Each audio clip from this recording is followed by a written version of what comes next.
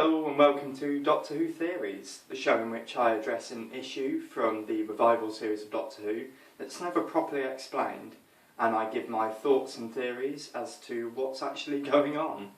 This week I'll be looking at whether Captain Jack is in fact the Face of Boe, and if that's the case, how that's so. Spoiler alert, I reckon he is.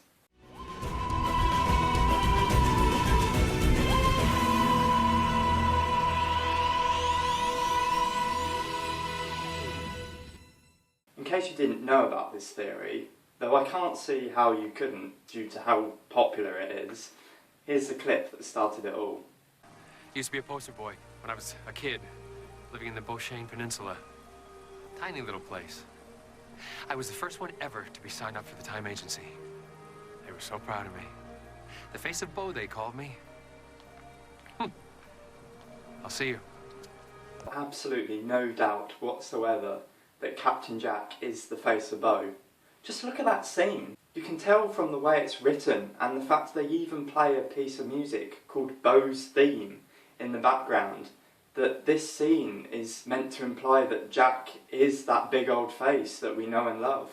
Things also become a lot more interesting if you start to see Captain Jack and the Face of Boe as being the same character, because it showcases what actually happens to Jack in the really far future. And it creates a very wibbly-wobbly, timey-wimey timeline that's so confusing but so cool to look at. The Doctor meets Jack towards the end of his life, but then sees him again in his youngest years.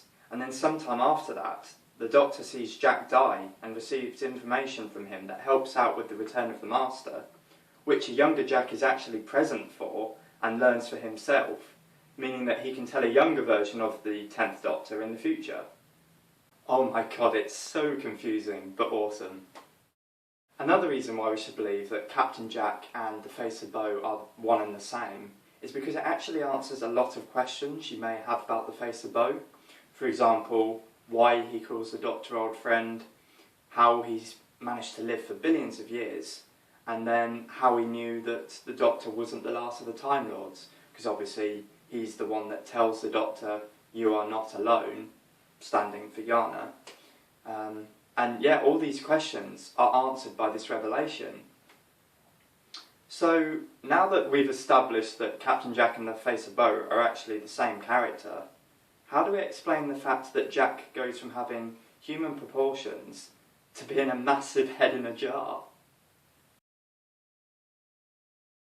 Unless I'm very much mistaken, Jack, unlike Ishilda, is able to retain the memories of all the years he's lived. This must be down to the fact that his immortality comes from being a fixed point in time, rather than a random magic tablet that somehow allows you to live forever. Moffat! So, not only is Jack able to physically heal himself from any injury he sustained, as you can see in Doctor Who and Torchwood, but he has the ability to retain all the memories of the hundreds and thousands of years that he's lived as well. Even though Jack has essentially been made indestructible, he says it himself that he can still get older, meaning that he can evolve and isn't stuck looking young forever.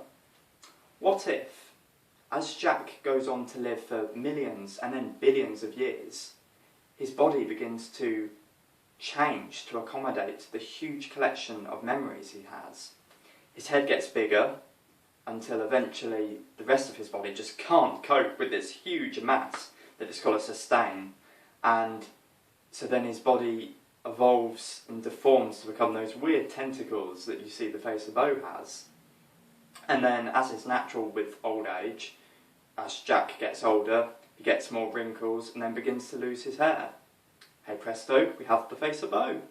Now, I am aware that Stephen Moffat was originally going to include Captain Jack in A Good Man Goes to War, where at one point the headless monks would decapitate Jack, thus leading him to eventually become the Face of Boe after a long period of time. However, because this was never filmed, I personally don't feel like we can take this to be the definitive truth. By all means, believe this theory if you want, but I prefer the idea that I've just given of Jack naturally evolving to be the Face of Boe due to the memories he has, growing his head, etc, etc. That's the theory I prefer. Plus, I don't really like the idea of Jack being decapitated. So that's my theory. What about yours?